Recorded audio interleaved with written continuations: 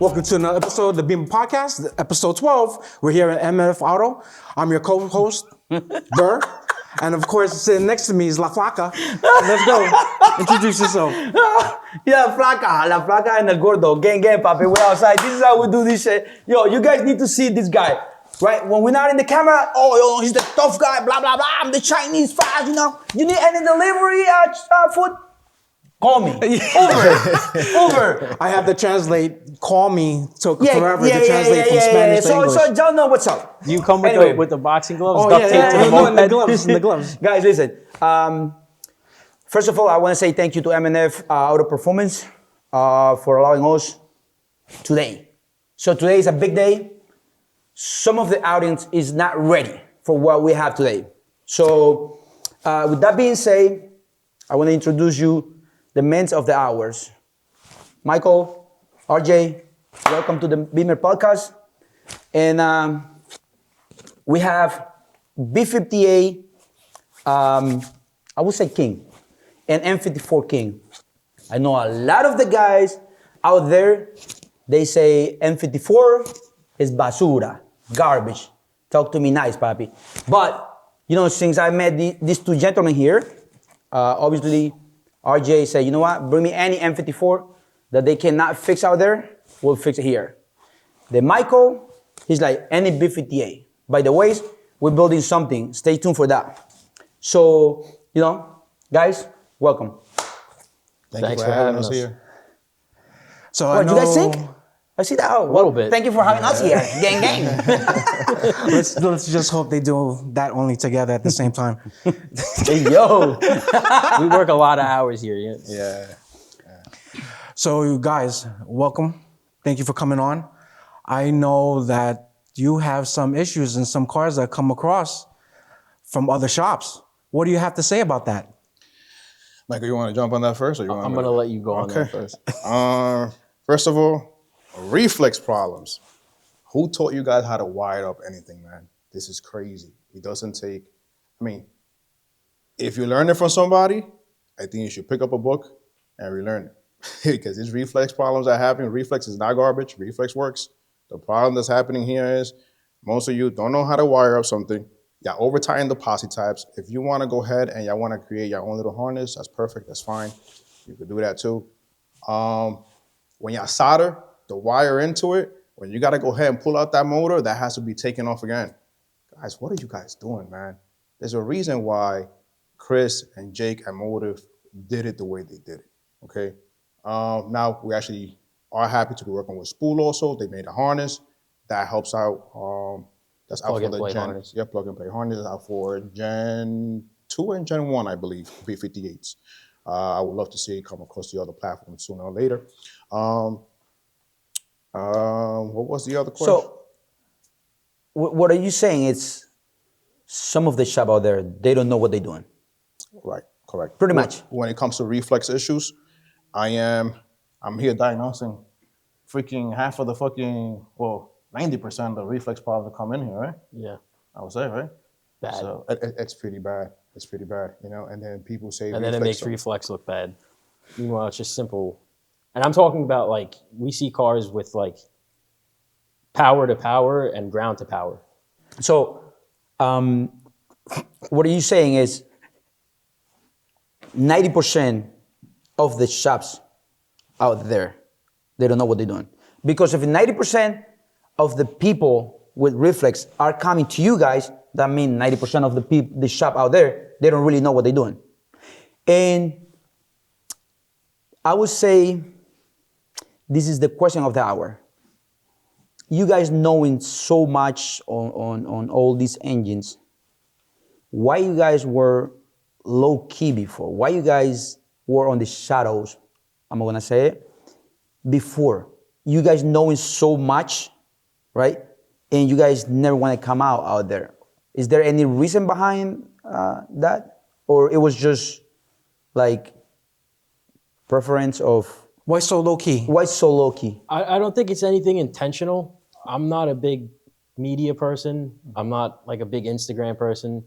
If I make a simple 2-minute video on Instagram, it takes me like 45 minutes to post it. Yeah, but like, you know, like knowing so much though, right? Because since I met you guys, I have said this to you guys multiple times.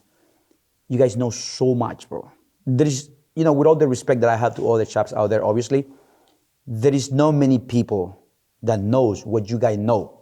So why, and I have said this to you guys before, why being so low key, when you guys can have the whole tri-state, and not just the tri-state, people, I would say from down south, coming in here to build their cars here. Because, because I have seen what you guys have done. It's not like someone can come to me and say, Nestor, no, this wasn't built at M&F. I have seen with my own eyes. There is so much potential. But, that is why I said before, I'm so happy that I have you guys now as one of my sponsors, So let's keep. Why? How did it become that instead of being the most premier BMW shop out there, where did your customers come from, and what did you do to actually prove that? Okay. So the way we actually started, Jimmy and Michael, was I was called in to do a reflex, right? Because at the time Michael wasn't doing a reflex. Michael was not a BMW guy, in the sense of the new generation BMW, because we like the older. So M54, M55, B58, 58, all that stuff, right? So I came in, did a reflex, and on this car that you see here, I've been working on this car for about 5-6 years now, okay? This car was always known to be the underdog on the streets, a lot of drag races. There's a team out there that this car has always had less power than that team's car, or some of the cars that they have raced. He has raced that team, if I remember correctly, 8 times, won 7 times, lost 1. That team hates me, like hates me. Not everyone thinks, because I'm cool with some of them, but for the majority of them, they hate me. Of course, especially if you keep building cars that you keep shitting on them. Right, and at the time, it was just a little P800 hybrid car, even when it wasn't a P800 car, we were always running times faster times than everyone was at the time with the same mod. So mod for mod, we were always ahead. Mod for mod, we were always running quicker times. We never post times. Why? The gentleman that owns his car loves racing for money. Okay. So we keep it down the low. So that is the main reason why I was not known at the time. It was more, who is RJ under the shadow? A lot of people knew me as the Uber driver. You had to be inside the circle. Right. Gotcha. So he was brought to me by one of his friends that I know since he was a very young kid. And at the time, I had a pretty fast M54 for that time. And probably the quickest BMW in New York from a dig at the time. Wait, is that from M54 or a B58? That was an M54, and I still have that M54. So what you're saying was one of the fastest BMW M54 shedding on B58 or just on M54? Or shedding on some B58? Off of dig, there was no B58 touching me at the time. Because the fastest B58 at the time was Danny. Shout out to Danny.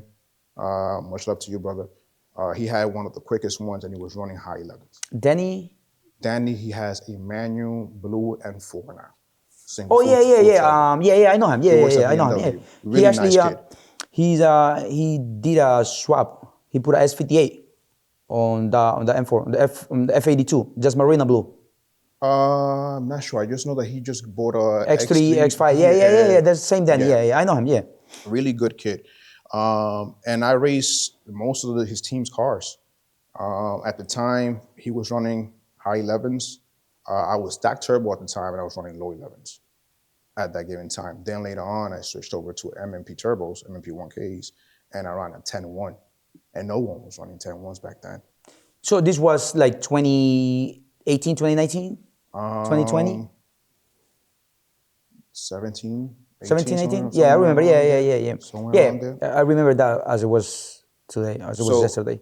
So as most people know Reef, right? Yeah. Reef at the time, we would joke around. I was Dig King, M54, and he was Roll King. I would never race him because I thought he was making like 800 and something. I was only making 680 at the time. So if I would have known that he was making just the same power as I would have gave him a roll race. With the E92 that he have. Yeah, with the E92. Yeah, but he has a 2J on Not that car. At the time, Me and Reef know each other from the M54 time. So wait, at that time he didn't have a 2J on the car. No. He had a M54. M54 automatic. He kept blowing up the transmission. But yeah, man, like that was one of the cars. I gave him the whole Ford 8.8 breakdown for him to go Ford 8.8 because he had broke his 315 M3 rear end. I told him, yo, go Ford 8.8, and he did it. You know, very nice guy. I get along with him. Yeah, of course. I know him. Like, I actually did I host a meet at his place in where's that? What town is that? Shoot, can't really remember. But yeah, I know him very well. Now he got the R8, fast fucking R8, Yeah. twin turbo. Yeah, He's R8 been racing at Bimmer United, and I didn't know you knew him. Yeah. So a lot of these guys, they know me, but like I said, always been low key. You understand? So then this car came along and we started just beating cars that we were not supposed to be beating, you know, and always mod for mod, we were always ahead. And the only time this car will ever lose was if he paired with somebody who actually had tons of more power than he did, which there was a car that embarrassed him, rest peace to One Stock, with the shop car, not his personal car, with the shop car at the time. They told him that they were actually running a little basic this and that. He had an EFR 98 something at the time when this was still on a P800, you know? So mod for mod, there was no car beating this car. At the time, no. He was going 9998 on a P800 with no rod-stuffing transmission tune at the time. With rod-stuffing transmission tunes, I've been working, he wasn't tuning the 58 transmission at the time. I've been working with him since ZF6 days, which is M54 transmission, right? With those transmission, it took a little while for him to jump onto the ZF8 platform. The ZF8 on the Gen 1 B58, the shift times, even with XHP, were too slow. So you will see G-force on the graph, the draggy graph, drop. Every time that G-force drops, you're losing time. You don't want to lose time. That's the key point. Well, one of the key points. So at the time, that 9998 that he was doing with small ass 235 tires, that's all he had on the car. And the thing was just beating.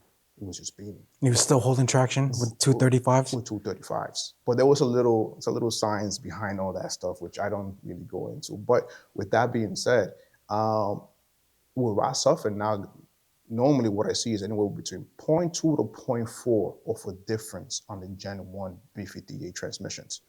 Tune between XHP stage 3 and Suffin tune. and Suffin tune. Okay. The difference is not as big on the S58s, and the reason why is they freaking shit fast on factory.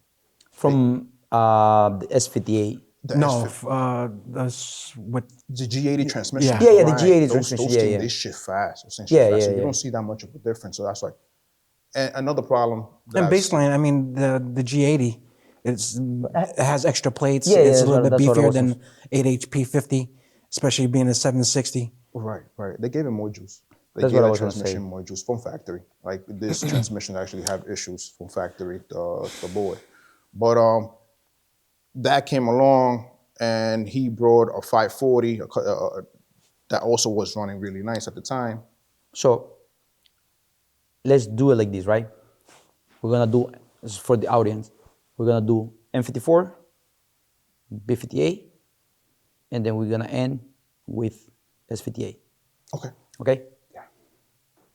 I was told multiple times the M54 was a garbage because I had an M55 back then. I had a 335, clean, super clean. One of the cleanest E90 335 out there, for sure. Mm-hmm. I had M55. I always loved the M54. Mm-hmm. But any shop that I went, they didn't even want to touch or work on any M54. I'm not gonna name shops because I don't want to cause no drama. But I probably will sometime. What do you got to say? Because what do you got to say? Let's leave it like that. Then I'll go on some other questions. I think the big issue here is people lack the process of diagnosing a car properly. Okay, if you know how things actually work, not just replace parts. Anybody can replace parts. Anybody can put a car together. But when something is going wrong, do you know how to look at a log and then looking at the log, see what's going on. Hey, this is part of the problem. You know? But many, and I'm sure a lot of people are gonna be okay with me on this. Many people were saying M54 weren't reliable though. The parts in the M54 that comes with it, a lot of it is not reliable. And always, this comes down to you're pushing the parts, the factory parts. But also people were saying it was a headache. It's the same headaches as a B58, the reason why, right? M54, oil filter housing gasket. B58, oil filter housing gasket, okay? M54 injectors issues with the DIs start leaking. B58 has the same, okay? What else? B58s do have a superior coil pack, superior spark plugs, which we use. I normally tell my customers for the M54s, we gotta switch over to B58. Yeah, the conversion. Okay. M54. It's also maintenance too. Right. It's customer maintenance. How do you maintain your car? You don't maintain an N54 the same way you maintain a Honda. There's different maintenance levels. Right. Unfortunately, the N54 community, a lot of the owners of these cars, it's like the new Honda community. Unfortunately. So you have guys who come in and their motor's leaking, they have misfires, but they want you to put on a turbo kit for $1,200 and ignore the maintenance. No, not $1,200. I want you to put a full frame kit, reflex and everything for like $800. Right. So then now you want to add more power to the car that's already has issues. It already has wiring issues. It's already leaking oil. And then you're going to take the car back and wonder why it's not working right. Just so our audience knows, how long or what's your expertise? What's your history? What does M&F actually build? Can you tell our audience where your roots came from? Yeah, I'll let Michael start where he started from, and then I'll jump in whenever. So I started working on diesels when I was a kid.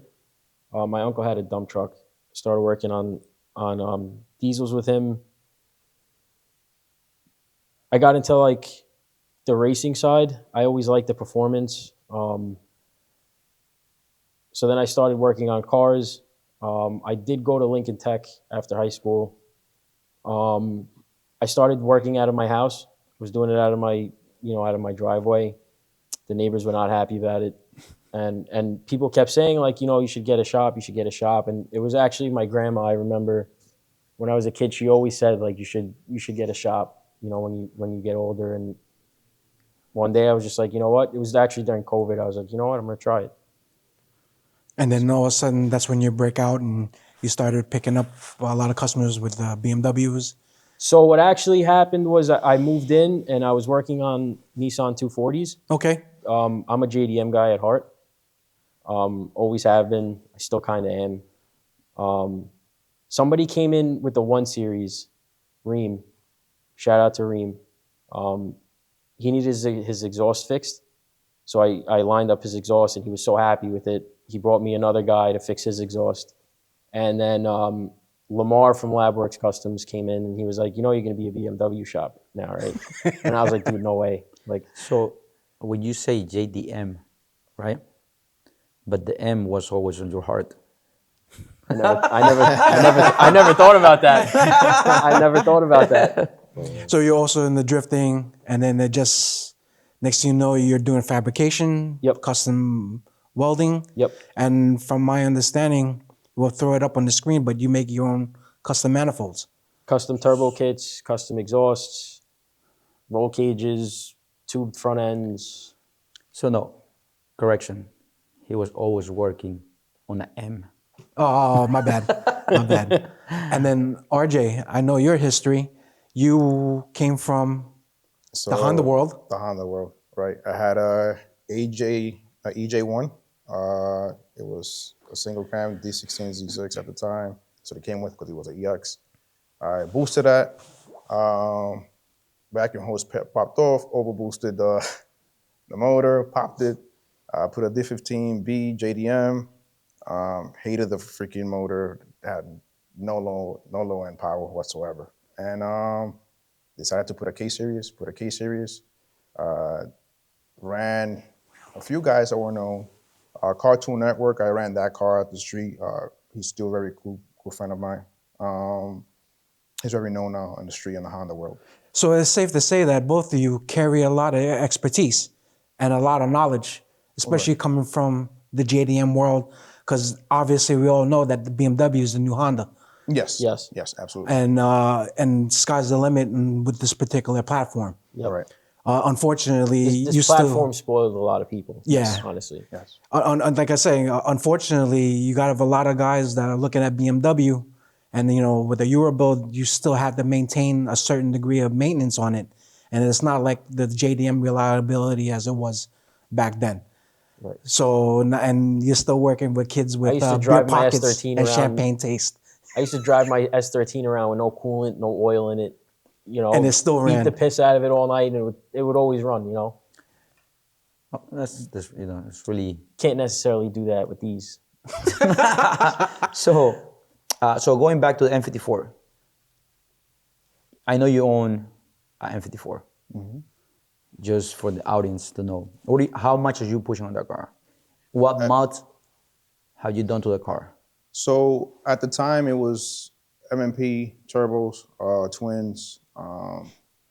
Unfortunately, I had an Index 7 injector failed, which is why I learned a lot with that motor. This is I'm talking about. I had the car since 2013, so it's been 12 years. Yes, and that wasn't my first one. I had another one prior to that one for about a year and a half. So I've been in the platform for 14, 15 years. In the E-Series platform. When I'm saying E-Series, the turbo ones, after the turbo ones. So with the MMPs made 680, it literally lasted a few weeks. They popped the motor because of the injector. Go ahead. But a lot of people have said that you can't really hook with the E92 because of the traction, because it's rear-wheel drive. What do you got to say about that? Is it because the way people build it, or what do you got to say about that? Well, mine was all-wheel drive, and it's all-wheel drive. Okay. With that being said, can you hook with a rear-wheel drive? So this is my other question though. If you have all-wheel drive, M54, after how much power you got to start doing work on the X-Drive? The traffic case limit, I don't know it yet. And with that being said, Okay, I'm sorry to cut you off. Yeah, go ahead. When you say you don't know the limit yet, how much is the fastest M54 that you have built? So we can have like an idea, right? Of Right. how much you can push the car. Then you got to start changing. Throwing money at it. right. The So X-Drive. there's a 335 XI Okay. that went faster than I did at the time. Okay. Well, 2-3 years ago. I won't say the customer's name. He doesn't want to be publicized. That customer now, that was on twins back then. He went 9.9 or 9.8. The post that we posted was a 10.5 with a slipping transmission and him lifting a tap end. You could look at the drag, it literally slipped. And that wasn't his best 60-foot. He was literally he's like, RJ, here, you can post this. So when you say 9.9, right? Like, do you have an idea like how much horsepower is he pushing? Just like B58s, Like roughly. just like B58s, they are gonna break the transfer case. You gotta get them built. No, yeah, exactly. But that's what I'm saying. Like, how much horsepower do you have to be? So you What's the start limit worrying. that you hit so far? Right. So I haven't, but Oh, that's out there. but overseas, the ATC 300 transfer case has been used a lot on the diesel cars, right? And a lot of these cars are going low eights. So that's stock front drive shaft. You got to make sure is that you maintain them, because even these, they rust out at the end and they break. Yeah. The front axles breaking, that I have not found the limits, nor do I think there is a limit. The issue there, I believe, and I've been saying it for years, is that the engine mounts, they go bad just like on these. And when the engine mounts go bad, the engine moves. It shifts. That And breaks then the that's axles. when you get something that will break and snap because it's out of alignment. Right. You're pulling in the axle on one end, and Yeah. you're forcing the axle out on the other end. So, Right. I like you're to stretching one and you're binding the other. I like to get answer. So you say there are some M54 out there that are running on the 8. Yes, but those are rear-wheel drive. No all-wheel drive ones yet. But we should be, me and one customer car should be in the 8s this year, 2026. With all-wheel drive or rear-wheel drive? Both of us are all-wheel drive. But we want to be the first all-wheel drives in the 8s. With an M54 on With it? an M54. Can't wait to see that. Yeah, and we're both next-gen 7275s. We're not going to hide the mods. Oh, the biggest hairdryer ever. All right. For that car, we don't really need a lot. Those engines, they have... A 72, 75? Bro, that would suck all your banana stash.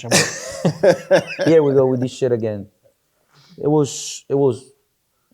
Stop. Don't get mad at me in English. Say it in Spanish, boo. I was gonna say something stupid. Go ahead. So M54 has a weak point, you know. Y'all know what's up. I'm sorry to cut you off. He's laughing right now. Well, he was like a little bit serious because I haven't touched his watermelon. Ooh, Papi, talk to me nice and slow. It's the first thing you ever touched that was hard. Let's go. Whoa. Yo. So M54 has a weak point where it splits the block, right? There is a company overseas that started making some head studs that they go past that point. Now, when the head studs are being pulled, right, from that booth, from cylinder pressure, because cylinder pressure creates a head to Right, the lift. right? Since that head studs goes past the weak point, it's no longer splitting the block. There's a gentleman that just made 1,200 on an M54 through a TH400 transmissions. Wow. Those that understand transmissions know that TH400, at that power level, you lose about 200 horsepower. So wait, so you say someone is making out there right now 1,200 horsepower, right? Yeah. But with different block. No. No, the same block, but they're doing The something head studs. studs are drilled deeper. So wait, past the cradle into the bottom of the. No. Not- Not past the cradle. Yeah, Oh, no. okay. Not past the cradle. so 1,200 with the same block, It's the same block. OEM one. OEM block. Well, you know, that's what I'm saying, you know, because a lot of people say, you know, after 700 horsepower on M54, it will break or whatever, so many stuff. So, and you guys are saying here that there is somebody out there. Do you guys know the name of it? Yeah, Joe Bolin. That's his Very- IG? Yep, Joe Bolin, very cool. I'm very cool with him. Very He's cool. pushing 1,200. Yeah, he made that on his customer's car, Karan. He actually made 1,000, I think it was 1,190, right? On nitrous, on his stock all-wheel drive M54. Stock motor, meaning the motor was never gonna open. The motor already had a little bit of blow-by because his compression, when he did the test, it was, I believe he said it was like 110 all across. So it was really low. That's crazy. He put nitrous on it, and that thing made 1,190. It was either 1,190 or 1,090. One of those two. But it was on a stock motor. Obviously not gonna last that long. Understand? Yeah, you know, but that's crazy though. Yeah. That's crazy impressive. power. Why is it that we're only hearing of this and the new generation of B58, S58 guys, they're just giving up on sometimes the E platform? Why is it so hard for the technology to get to where it is now for that chassis than where it is now? Well, you're so many generations ahead now. You have the B58, you have the S58 now. And especially once the S58s came out, a lot of the big name shops jumped on the S58 And they kind of bandwagon. put the So E series on the It shelf. puts it on the back burner. So you don't have the big name guys putting the R&D into the N54s anymore. But when you say the big name chops, are they really know what they're doing though? Because I have seen, and I'm gonna say this, and I know I'm not the type of guy that you know be putting wood into a fire, but I know there are some chops out there that are not doing what they're supposed They to be shouldn't be doing. qualified to install a So- downpipe. That's basically what we're trying to say. Yeah, so you know, do you think those big name shops that you're calling them, right, are they doing the right job? Because I know that you guys have shown me some stuff that some shops out there have done to the cars that is crazy. You know, I'm not gonna say obviously not name shop, but you know, you guys being a shop, do you think they doing the right thing when you guys got customer coming to you guys complaining about, you know, what other people are doing out there to others? I think a To lot our of community. it. I think a lot of it comes down to the specific customer that they get. If it's a big name customer in the market, their car is going to get different attention than some random person coming in off the street. I agree with you. Also, most shops, the detail and the attention that goes into their shop car, that's not how they build a customer's car. Okay. If I'm going to build someone's car, I'm going to build it like it's my own. As the way it it's should be. mine. That's what you're paying for, right? Correct. And that's also the passion. And, You don't and look part at of the people. enjoyment of that is watching the customer take their car out and watching it work and watching it perform.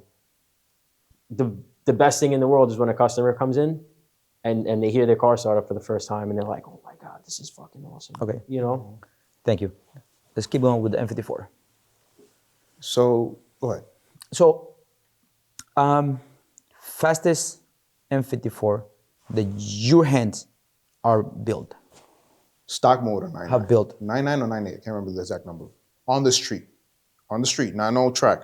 On the street, 9998. It was a few years ago, and obviously I don't get that many M54 customers, and the reason why is because they know I charge a little bit on the higher end, what it's supposed to be charged, but they're so used to the guy in the backyard that's gonna do it for 200, 300, 500 bucks. They go to that guy and the car never works. Yeah, but it's not gonna last though. Right, their cars don't work. So if an M54 with everything that's out nowadays with motor reflex and all these things, and the knowledge that's been spread and people have learned at this point, I believe a stock DME, not going standalone. I understand standalones. All the M54s right now that are in the 8s are all standalone. Can you go 8s on a factory DME? I believe so. And that's the reason why I haven't switched over to standalone. And I will at some point, but when it gives me problems. So as I try to go to 7s, I'm going to increase my power little by little and go as far as I can until I say, hey, look, I found the limitation here. I'll stop. Are you bringing it to Beamers United? That's the goal. The goal, Michael is actually going to be working on the manifold next month. Okay. Yeah. Can't wait to see it out there. So, I know we got a lot of the M54, right? A lot of information. Do you got anything to say to the audience before we switch to the B58? M54 guys, stop running hybrids to the ragged edge. That goes also with full frame turbos. Stop running your stock motors. Stop running turbos to the ragged edge. That creates a lot of heat and that increases cylinder pressure. People have poor understanding of how cylinder pressure and horsepower works together, and they automatically think, oh, you need cylinder pressure to make power. Yes, you do. But the cooler the combustion chamber, the more power you make, more efficiently, and it's gonna keep your piston ring lands intact. And then adding nitrous and everything, other supporting power mods. Right, nitrous on the M54, would I use nitrous on the M54? I wouldn't, you don't need it because at the power level that you can attain with a full frame turbo, Yeah. and then with the next gen precision turbos, they spool fast enough. People cheap out and go with a Bull Warner, the regular model. Yeah, and that's where that that's spools. where they run into lag issues and so forth. Right. Oh, I went with an X amount size turbine wheel and this thing feels so slow. I hate M54s. Bro, that's gonna happen if you put that same turbo on a B58. Well, there's a lot of the dyno queens also. They And just hit top number and that's it. An N54 needs less boost to make the same amount of power. Right. You know, it sounds like you have a lot of history with this. And unfortunately, the N54 platform should be where the B58 is now, but a lot of old shops out there really gatekeep. And then that makes it just harder for everybody to actually help progress the motor. And Right. But I think the problem there is old shops, as far as I know, have given up. Well, there's probably one or two, and they're not big shops. They're literally like just a one-man shop doing their thing, trying to grow. Those are the guys that have pushed. They are pushing the N54 right now. Besides the one that just went 7.9, the N54 that just went 7.9s. But that car is TH400. That car is a two chassis at this point. So he just went 7.9 seconds Yeah, in the quarter mile. on a quarter mile. That's a lot of power though for you to make 7.9. Yeah. That's a lot of power. Could you imagine the 60 foot? What do you actually? It was a 1.26, I think it was. It wasn't something. It wasn't. It just came on mid range to the top end and just blew the doors off at that point. 1.26 is good. It's not the best, but Yeah. it's really good. You saying there is an M54 with 7.9. So if you guys can find out who it was, please DM us the information because I really would like to put it out there, Mike, please. So you know what I mean? So It's the the green one, audience right? It's the can green see, what we talk here. We have proof of it, Right. Because I know, yeah, and to be honest, this is the first time that I'm hearing, an M54 going into 7.9, into 7th. So, I want to get this, and then we put it out there for the supporters. And so any M54 owner out there, Should contact you guys, especially with the knowledge. where do they need to come? They gotta- Where do they can find you guys to? If you're in the tri-state and you're looking for a shot to build your F54 and you actually are focused in drag racing and want to get it, and even if you're not focused on drag racing, I have a customer right now running 35 pounds of boost on a stock M54, on a 6466, which is somewhere between 750-ish, 800 wheel. Yeah. We haven't put on the dyno, but that car's been out for over a year and a half, almost 2 years. So it has been put through its test. Yes, you understand? So it's like, guys, it works. Just do the proper stuff that your mechanic recommends you. The problem is that most mechanics don't know what is the proper stuff for these motors. Right. And that's where the problem lies. So what are you saying is there are some mechanics out there that are called themselves mechanics, but in real life, they're not a real mechanics. So we call them, me and Michael have a joke. I told Michael one time, as a mechanic, it may work or it may not work. Okay. Well, I want to say thank you, for explaining to us about the M54. Yeah. Now, we're going to go, Which is a little bit more mainstream. yes. Now we're going to go to the M54. What have you guys done to the first gen B58? And let our audience know. Okay. I'm going to start and then I'll pass it over to this man because this man has really, really transformed the Gen 1 B58 world. Okay. Like I said, this was the car that we did crazy numbers with that people were not doing mod for mod. Always with the P800. Then he had an EFR 68 millimeter that went 9.6, still no rod softening transmission tune. That car, that same power that it was on right now, if you were to put a rod softening transmission tune, that car would have gone about 9.2. Stock internals? Stock internals. So, sorry to cut you off. Yeah. When you say mod for mods, right? There was no cars that was out there that was beating this car. Do you have any name out there that you can say we raced this guy mod for mods, and they did not beat us? Like I don't know exactly what's under their hood, so I don't want to say something and then Can't assume. Right, you can't assume because you make an ass out of yourself, right? But we are like 99% sure because a lot of times they will post power numbers and what they made, and then me and the customer. Am I allowed to say the customer's name? It's up to you. yeah, it's Me up and- to you guys here. Me and the customer, we would just laugh. We just like, what? It doesn't make sense. Right, and then Ak was never a drag racer. He was doing his own thing before that. He met me and got into it, and this all came because he came to me one day, RJ, can you look at my log? I want to get faster. But we started adding more ethanol, watching the fuel trims to make sure we don't max out the fuel trims, and we started running faster times than everyone else with an OTS map, with an off-the-shelf. That's crazy, yeah. Okay, and then we started getting the light wheels and tires and this and that stuff that people were not really doing in the Gen B50 or in the Gen 1 Or in world BMWs in general. at the time. Yeah. So we moved on. We ran the 9.6. I still had not met Michael at the time. Then he went ahead and I didn't have a shop. I was literally working out on the street at the time. I went ahead. I got sick. I had cancer at one point. He took the car to another shop, and they started doing his maintenance. Well, we kept working together. Hit a few walls, not necessarily to me, but whatever, the walls are out there.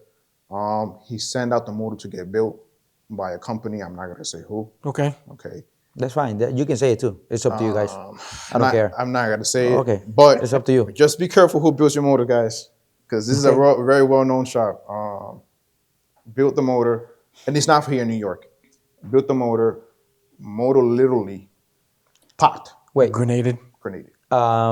His shop is it on the tri-state area Not on or the tri-state. okay? Not on the But it's tri-state. still a well-known shop. It's in the East Coast, but not on the tri-state. Okay. Okay, It's on the East Coast. not on the tri-state. Okay, I'll Google that. So down south somewhere. Okay. Okay, so then he was getting really upset because the car has not worked for a while. Right. And what I mean worked is just it kept giving him problems. And at one point he's like, "Yo, RJ, what do I do?" And then to make it very short, after Michael, I came and do a reflex for Michael. I had a shop in Brooklyn. Michael came to me, asked me to become business partner. I agreed. Long story short, we started working together. I told Ak, this is the time. This man here, he knows a machine shop that can get the motor running properly. To his specs. Right. So I don't have time to build motors. Michael's gonna do it. Let's let this man do it. He had a motor built a second time by somebody else. I start up, head gasket leaking. Head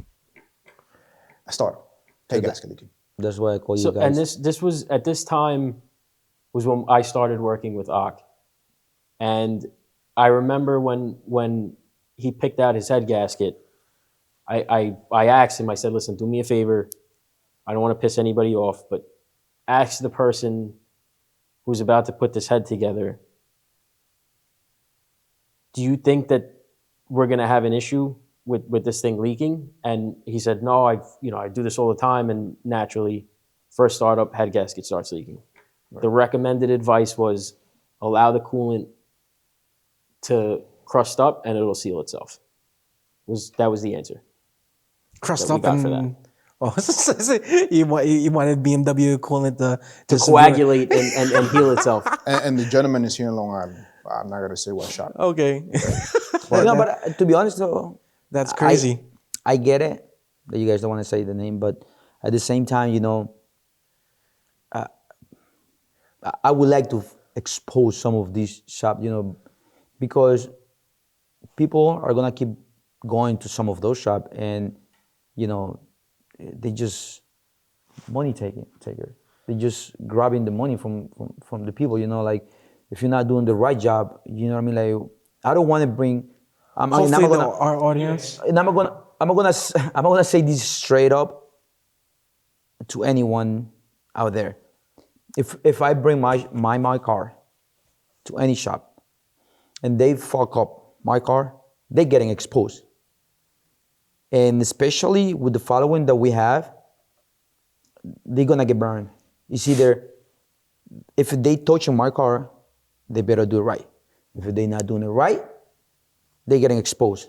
First. Second of all, my car is not going to any other shop that is not you guys or my sponsors. But no one else touching that car. And if someone messed up my car, they definitely getting exposed unless that they get the shit right. Because it's not fair for you to come to go to a shop and spend 10, 15, 20 racks. And then when you go back and pick up your car is not running right. That's why I didn't pay for that. Right. I pay for, for my car to get built the proper way. So, for any shop out there. I agree with that. At the same time, the only experience that I had with that specific shop or that specific person was that one engine. And sometimes things happen. Yeah. You have a bad day, you make a mistake, it's an honest mistake. I can't say like I've continuously seen bad motors come from this person. That's good to know. That's only my one, hiccup with that. And listen, like you just say, anything can happen. I mean, like we're not perfect. I make mistakes myself. Yeah, we all make mistakes. But like, I hate when shop doesn't take accountability for it.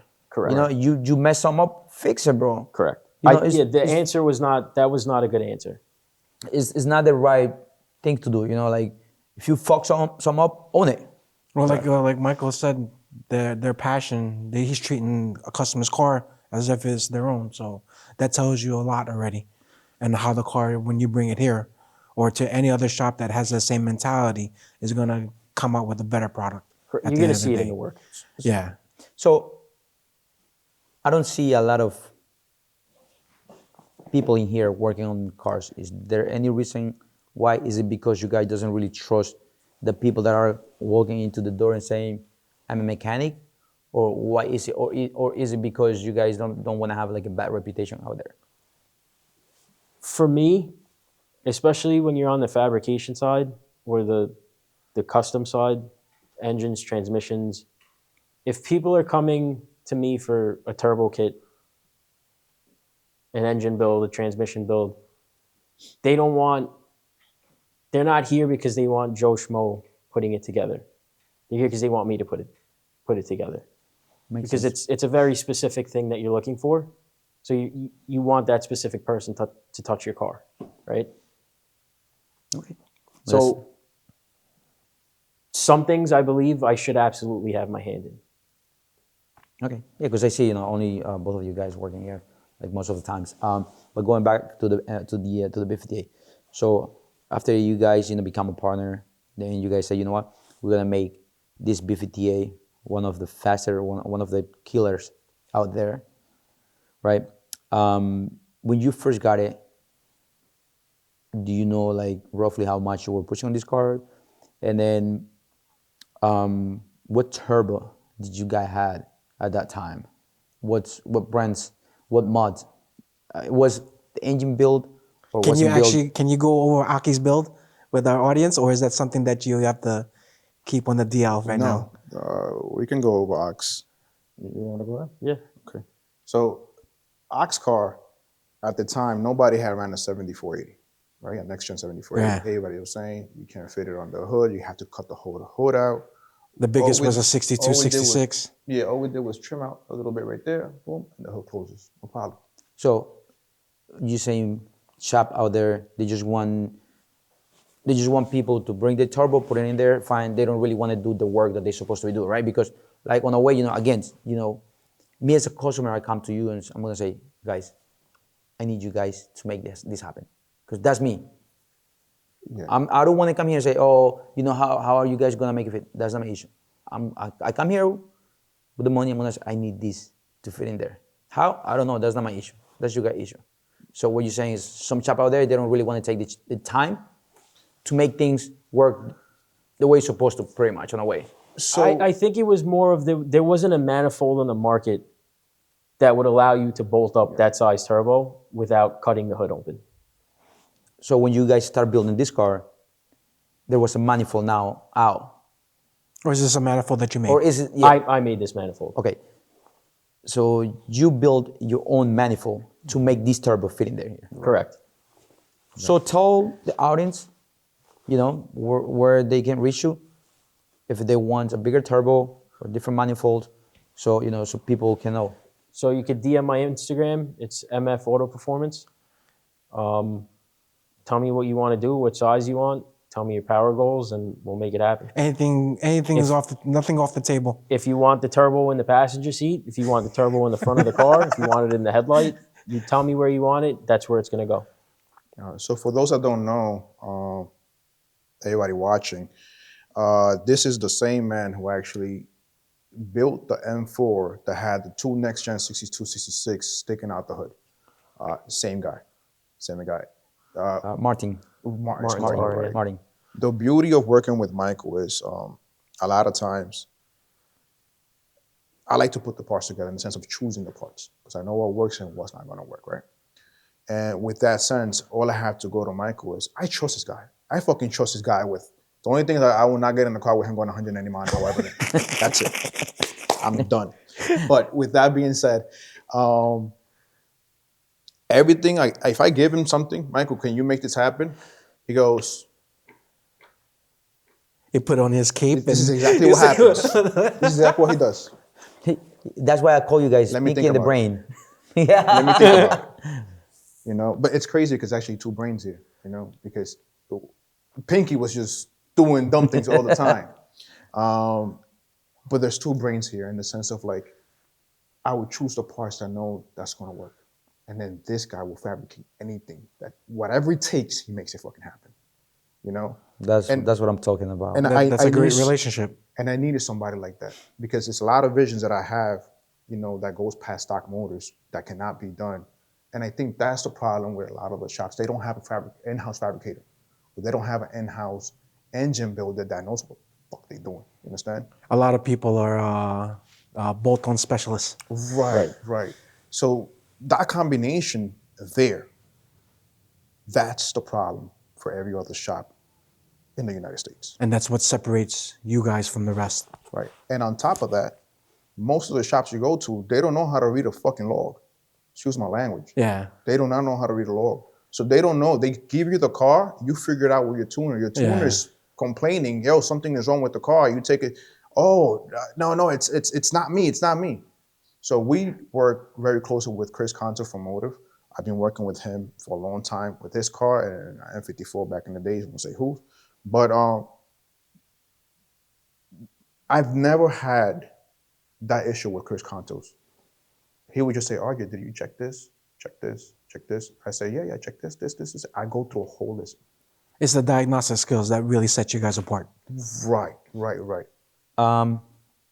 Stock motor, Gen 1, B58. Gen 1, what do you want to B58 know? was Quarter mile record or you want to know horsepower record? both. Okay, so horsepower record, we don't hold it. And I'm cool with that. You know why? No, but at some point, I know you guys hold the record with this car. So we right now in the United States, we hold the Gen 1 stock motor record. We did 930 at 149.80 with the person that was driving. Brandon, learn how to freaking drive. with the person that was driving, short shifted fifth into sixth, and that would have been that 929 at 150 mile an hour, right? That would have been that short difference. Stock motor. Stock motor. It's a 440, which actually has the worst drag coefficient out of all the F series, a 440. He did it in a 440. That same motor prior to that, so that car went through two setups, right? The first one was 727 wheel, and I didn't want to push the turbo because I am a big believer, and this is not like a set in stone, but I use this as a benchmark. I like to run a turbo that's 200 horsepower higher than the goal. This way we're getting the efficiency range, we're not producing a lot of heat, we don't blow piston ring lines. You So- build it for longevity, not for the short gain, and then right off the coattails of that and say, I got the highest horsepower Right, B58, but I can only do it like maybe half a run. So let me know when you guys are ready and I'll get it warmed up for you. Yep. And this proves that. That car went 9.7 with that 727 horsepower. The 440. The 440. 727 wheel horsepower. It could have gone quicker. He never focused on getting a dry shaft to launch it harder. This is all on a bone stock dry shaft. Okay. Then I told him, look, let's switch turbos. We want to make more power. We want to go faster. Let's switch turbos. He went ahead and he got a company turbo kit, which I do not like at all. Thank God they got rid of that manifold. They got a better manifold now. But at 40 pounds, it only made 810 horsepower. It should have made 900. Yeah, close to 920. That's what it should It's have just made. not just the compressor. It was just the wrong AR or It's just the manifold itself. It didn't flow. it didn't flow That good. manifold did not flow. So that's another manifold that you hand built, Which one? the one on the 440. No. Oh, So they with got that it same from- manifold, I make it work. Oh, okay. We're gonna make it work. You come to me, we're gonna make it work. That's how it is. And if I don't have the capability of changing something, I got my guy right here. We're gonna make it work. This is a team. Team makes a dream work. So with that being said, we got on the dyno, made 810. I had that actually posted on my Instagram. Okay. We took it off the dyno. I don't go ahead and start doing pulls right away. I start logging, and I make sure that every gear is clean. The car was running out of fuel because volume of air, the load is different on the street than on the dyno. Right. We turned it down 2 pounds. So it's making around 780-ish. So it's best to say that when you guys are building the car, you're crossing your T's and dotting your I's, and you're looking at every single aspect, not just one for a dyno session or with the road or with this. You take everything into account, and that's how you come out with a better, superior product. Right. Right. So, stock motor, B50A, A10. That's what you guys have had. Stock motor, A10. No, that's not the highest horsepower. 540. Yeah, that's not the highest horsepower. This is just a car that holds the quarter mile record. Okay. Right. So he ran a 930 with Brandon driving. This the owner of that car is two brothers. It's Fake 50, Felix, and Brian, which is the little brother. He doesn't race. He doesn't like drag racing. He's the owner of the car. Fake 50 was mostly putting the money into it and trying to get a goal and prove a point that we do more with less. And we did it. We did it. So which is king, B58 or S58? Huh? Which one is king? Oh, that's a good one. That's a good one. That's hard. And We can edit that out. Don't worry, take your time. I'm gonna. So, I don't gotta. There's too much untapped potential with the Let's- B58 let's with the keep- Gen 1. so 1 hour? Wow, that went quick. All right, so Dang. it'll be a 2-hour Shit. special. Don't worry. So, B50A, I know have had this talk with Michael before. There is still no record on a B50A Gen 1 that someone maxed out. The Did horsepower? anyone maxed out the potential on a stock block on a B50A? I don't think anyone had. No, because That we can say, you know what? No, they maxed it out and they blew the No. the engine. not as far as I know. If other people have done it, they've blown up, and I'm almost sure that there was a part combination that was wrong, or a tuner's fault, or a mechanical fault, or a person who put it together fault. Right. The reason why I say this is because the same way how an S58 people are keeping torque low, I started doing this years ago with M54s. Torque 600. That's all I go. That's it. And I have stock M54s making 700, 800 horsepower stock motor, right? With B58 Gen 1s, we have a 540 that made 862. That car at the Bimmer event, Oh, yeah, Bimmer United. it was hot. It Yes, was yeah. hot. And there he ran, I think it was a 9.5 or 9.6 on that. He's ran faster times. I'll let him post that whenever he wants, but he still did not beat the record of the person who has less. We didn't get to fully take advantage of that car. He decided, hey, RJ, I want to build the motor. And Michael's actually building the motor for that car now because he wants to go now 8s and possibly 7s at some given point. On top of that, this is where I'm going to bring the nitrous conversation if you guys are cool with it. Michael's putting how much shot? 350 shot. What the fuck? I just know Michael, he's just like, Nonchalant. we're doing that. Let me just We're add doing an that. extra 350 horsepower in 2 seconds. Why not? Now, would it last?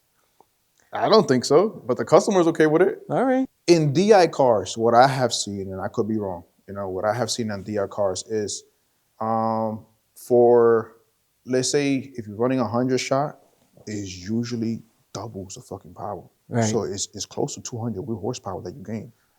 Unlike DI old car. American cars, having a 100 shot equates to 100 horsepower. Or even an M54, if you take, or B50, if you take the direct injection, you're not gonna make that almost double horsepower. Right. One shot. It's- Bang. Oh no, we're gonna progressively bring Yeah, it in. They have to tune it where it comes in slow. Nitrous has progressed over the years quite a bit. It's not like on that. and off. Yeah, It's not on and off. there's a lot of safeties with it. A ton of safeties with it. So it's not as dangerous as people think it is.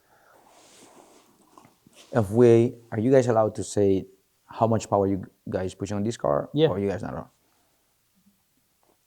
Basically, you guys build this car since the day he decided to go fast. Is it built engine? Yes. Built engine. So once he had that head gasket issue, RJ asked me if I would build the engine because that year we wanted to make it to Texas, and he just didn't have the time to bring it to the person who had originally done it. So I said, sure, I'll build it. So this engine was my first time ever building a B58 engine. So this car been in Texas. Yes. I think I have seen it, to be honest. I've seen the videos of it. I have. So now, what's the last goal? What's So the main goal? when we built this for the first time we went to Texas, within about a 2.5 month period, we completely changed the car. Completely. We built the motor. We had to get the transmission upgraded. I built the turbo kit In-house. in-house. RJ set up a completely new fuel system. Whole relay system, search tank, everything different on the fuel system. So, in 2.5 months, you guys make this car push. How much horsepower? Well, the car that we didn't make it. Well, we made it to a dyno. It was a Mustang dyno. It ran like 900 and something. I think it Something was. like that, yeah. But we were having issues with one of the boost line. It had collapsed. So we weren't getting any boost to the top dome or the wastegates, which means we were restricted to boost, how much boost we could make. On top of that, the wastegates were leaking. And thankfully for Michael, who I told him, Michael, something's going on here. He went in deep and started just smoke testing everything. And he believed what I said. Like I said, always, we work very well together in that sense. We looked. That's when we came back. No, actually, no, we figured it out there. Last day, Yeah. literally getting everything together. Yep. I actually went to AutoZone. We Yeah. got regular freaking fuel hose. We made it work. Now, another obstacle came across. The TCU on these cars, when you try to brake boost, second gear, and you have a huge turbo like this, the pressure that it makes, there's a way that it reads and thinks that the transmission is getting hot and throws you into a safe mode and throws you back into first. Bam! And we lose everything. Boof! Yeah. And the car will not. And it will bog. And it won't take off. Yeah, it won't take off. It'll be in a drivetrain malfunction. Yeah. Also, at the time, we were hitting limitations with the Reflex because we couldn't go over a certain amount of boost because they just didn't have the tables for it. MHD. MHD, Yeah. correct, sorry. So what Chris did was he was kind of trying to band-aid the tables to make it think. It was other at a things. higher, yeah. Right. So So it was lower to be able to rehide. Right. right. But at that time, nobody was running that size turbo on it, so nobody hit that limitation yet. So it's safe to say that you guys are breaking barriers Yeah. and trying to exceed what most people were doing back then. Right. So everyone was laughing at us. Oh, you can't get a car to work, blah, blah, blah. Let me see your Gen 1 with a 7480. And let me see you try to push 44 pounds. No factory DME at that time was making more than 44 pounds. That's it. That was the cap. Yeah. Understand? Anybody could argue. The night that we actually, because after Texas, we brought it back. I told her, let's do it the right way. Let's go to the dyno. She made 1,200 horsepower. From like 5,500 RPM all the way to 7,500. That power's flat. Fat power. That's what you want. You want a fat power Yeah, back. freight train. We'll show you the You know? dyno Like sheet. some girls like it, you know? Yo, But with that being said, the power was there. Now the issue we were having was TCU issues. The car wouldn't leave. And I've been telling, shout out to Turbolamic. I've been telling, let's go Turbolamic for over a year. Even before I think I met Michael, I was telling him let's go Turbolamic because he already had Transbrake in it, you know? And what Turbolamic is a standalone for the transmission. So then the moment I told Michael, I don't want to deal with the Turbolamic. I want you to be a Turbolamic guy. Yeah, I figured, I know that it works. I chose the part. I know it works. I don't want to do it. You install it. Michael got in. Boom, boom, boom, boom, boom, boom. Freaking installed it. Okay, all I had to do was wire up some wires here, which then he went ahead and changed the wires a little bit because Turbolamic itself wanted us to wire it differently because there wasn't even no schematic out. Yeah, So we for had the to figure time. it out. Yeah. We got on the computer with them. 2 revisions. That's all it took. 2 freaking people saying, "Oh, Turbolamic don't work. We can't get it to work." two revisions. Stop trying to figure it out by yourself. Call the people that make it. Literally, call the That's people a that make fact. it. Common sense, right? Yeah. It's You would think. well, You a would lot think. of people don't have common sense You would nowadays. think, So bro. 2 revisions, and then we were still hitting trans brake issues. The car wouldn't build boost.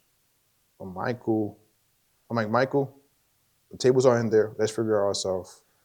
I get in it. I find the table. And Michael is like, that's a smile all the time. When he sees something like, oh, yo, you found it? It looks Chinese at the time. Yeah. So he goes, all right, let's touch it. And then he asked me why I wanted to, put it at. I let him handle that part. He switched the number, boom, boom. Put it at, I think it's 4,500 right now, or 5,000. I don't know where that, the trans brake limitation. But then we have the anti-lag at 4,100.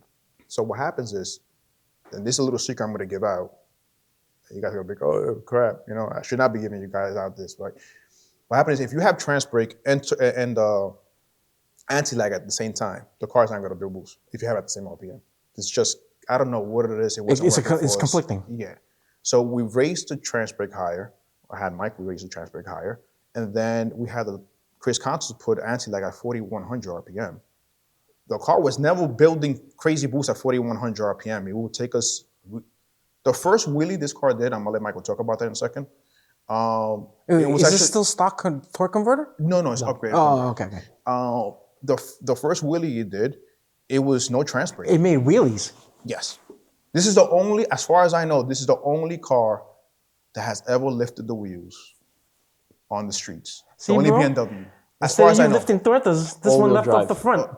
All-wheel tortas, drive. please. All-wheel drive at All-wheel least. drive. All-wheel drive at least. I Okay. think there is some rear-wheel drive BMWs that have done it. I haven't seen posts. People say they did it, but you know everybody. Oh, I did it before you. okay, so the first B50A X-Drive doing wheelies. Yeah, it's the first one to lift the wheels. And that was before trans brake. We did that. I told Michael put it in first gear. Fuck it, second gear is not working. Let's give it beams. The full send. Michael held that bitch to 5,600 RPM and that bitch fucking lifted. That bitch fucking lifted. I'm over here freaking out. Oh, I think I just saw, because it's hard, it happens so quick. Yeah. I think I just saw a lift. I think it was just me and you that night. Yeah. I think it was just me and him, because we had went out before and we were not having success. We were stressed out. This is before, like I said before, we had the turbo lamic in it. Are you the first shop to actually make it work? The Turbo first lamic? for F-Series? Yeah. I'm sure we are. I heard there was a few Supra that had the turbo lamic in it. At the given time that we got it to work, Right. I believe there was still no here in the States, there was no BMW or Supras with a turbo lamic working. I could totally be wrong. Okay, so I don't want to say, yes, we're the first one. But for the F-Series, I'm 1,000% sure we were the first one to get it working here. You gotta take chances. Because I know, as of right now, Bimmer Hub have the record for the Gen 1, if I'm not mistaken. Right, so Correct me if I'm mistaken, but I think they do have the record. as Yeah, of so- right now. Yeah. Right now they do have the record. At this point. Right now. So what's the goal here? Is it to go and break the record out there with this thing? Yes. So Can't wait to see that. So this car went with 900 wheel. It went 8.9 on foot brake. No trans brake yet. We haven't showed the people what this car does on trans brake. And that was 900 horsepower map. The 1,000 horsepower map, we're not gonna tell you what it did. And I mean, we'll tell you guys what it did. But you understand? The For our audience, they gotta come visit us in April Yeah. at Beamers United Then at the the season opener. Then the 1,200 horsepower map, think about it. It trapped 158 mile an hour. 157 was one past 158 with 900 wheel. Imagine what it's gonna do with almost 1,400 wheel. And if we decide to put nitrous on it and hit the 1,500 mark, We outside, big the outside. goal is 190. Oh, hopefully the engine stays inside, but The goal is 190. Well, nobody have really see the real potential of the B58, right? Because they see, like, okay, so we have seen 1,000, 1,100, 1,200, 1,300, but nobody really knows the limitation of the Gen 1, because I feel like people stop pushing the Gen 1 and they They hopped on the S58. Yeah, yeah, that was the S58. No. on the Gen 2, Oh, right? And now you have the S58. So I feel like people stop like really going after this particular Yeah, and it happens, unfortunately. And it's because the bigger shops are going to tailor to the people with more money, which is the S58, you know. And unfortunately, that happens a lot because they know that, hey, this is the price. Those guys more than likely are always going to pay with no problems. It's also a newer, the new platform. You want to corner the market Yeah. on the new platform. You want to be the first with that platform, right? Because you want that market. That's it. So what we're gonna do here, we're gonna finish with the B58. Then we do second episode for the S58 because like the guys, we usually do 45 to 1 hour, hour and 15 minutes. But I'm sure we already have like. So yeah, so we'll do the second part. No, that's one. But I will love break to it have the second part just for the and S58. we'll bring in what's his name's M4 in. Oh yeah. Okay. So we'll have his car Yeah, here. that'd be nice. So- I also at that point, Michael could talk more his fabrication and his engine building, his transmissions. What do you think about the transmissions? And Yeah, we just- haven't even touched the We surface. put, that's what I'm saying. There is so much to talk in here that we can easily keep going for like another hour, hour and a half. But like usually we go for like an hour, between 55 to 1 hour and 15, 1 hour and 20. So let's finish with this with a few more questions, and then we wrap it up. So going back to the first gen, and now everybody's jumping on the bandwagon, Gen 2, and then the new Gen 3 where it has DI from the factory. PI. Oh, sorry, PI. PI from the factory.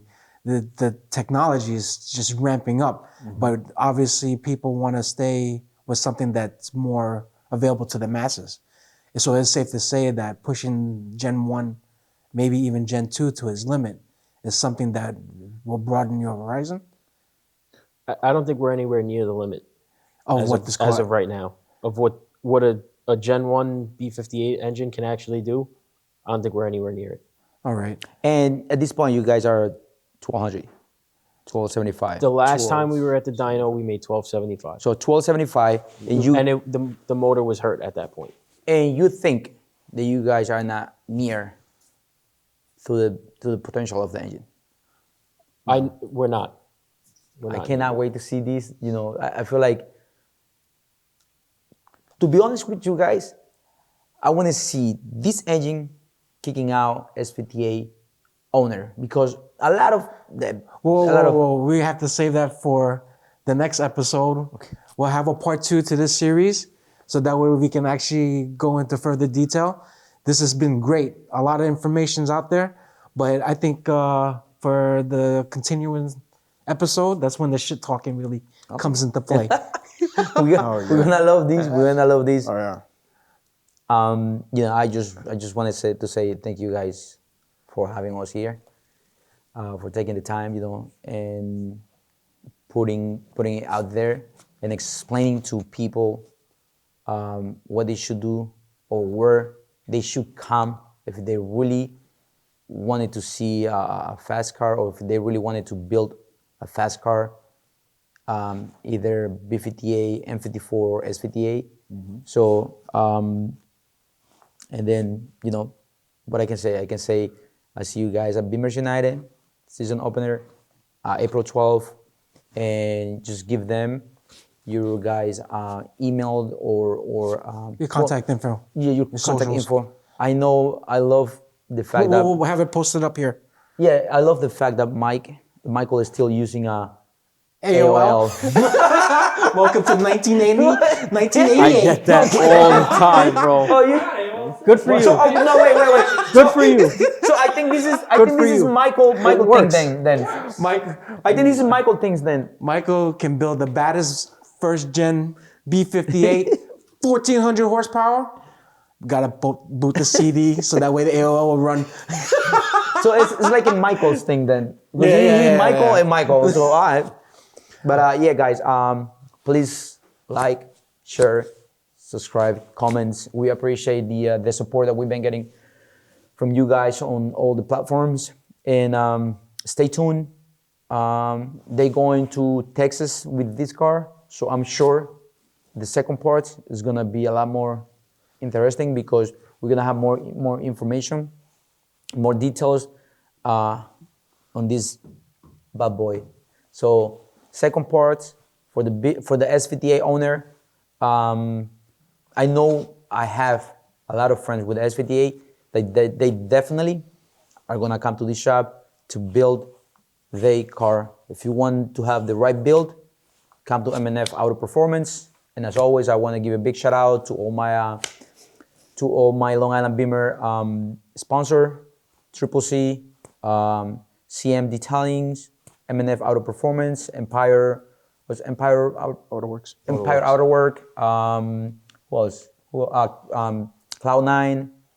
Am I missing anyone else? I don't think I am. And all the tortas. All the tortas, all my Filipina tortas. We outside, gang. Stay tuned. Big things are coming. Huge shout out also to the media team. Listen, we love the support. We love the fact that you guys are here freezing your balls, but we outside. Stay tuned for part 2. Part 2 is coming next year. Gang. Thank you guys.